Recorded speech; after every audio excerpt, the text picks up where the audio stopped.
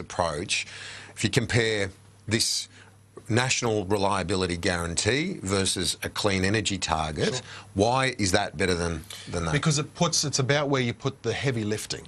You see, and this is the key. So under the coalition policy, the heavy lifting is done by the energy retailers.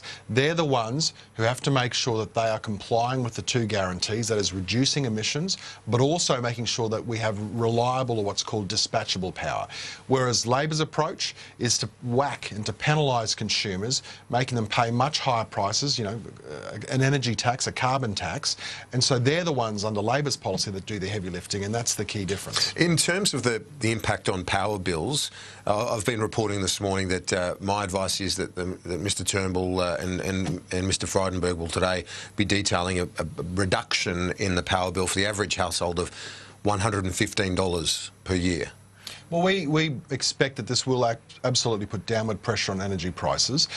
You know, the great thing about this approach too, Kieran, is that it's technology agnostic. In other words, we're not there being prescriptive about what needs to happen in terms of the energy mix. We're saying the market will respond to the drivers from the energy retailers. The energy retailers, of course, will still be required to meet our emissions reductions target. So there's no walking backwards in terms of reducing emissions. But basically, they come up with the mix in order that they come up with the energy mix. It's got to be two things to achieve that. It's got to be two things, and just contrast it with South Australia. It's got to be reliable, and it needs to reduce emissions over time. And that's the. Can you be that specific in terms of power bills, though?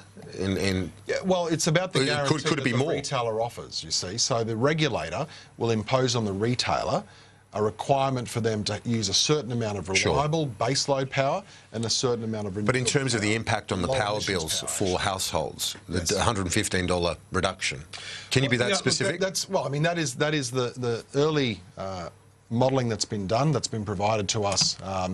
You know, this has got to be worked through. It requires the cooperation of the states and territories to come on board as well.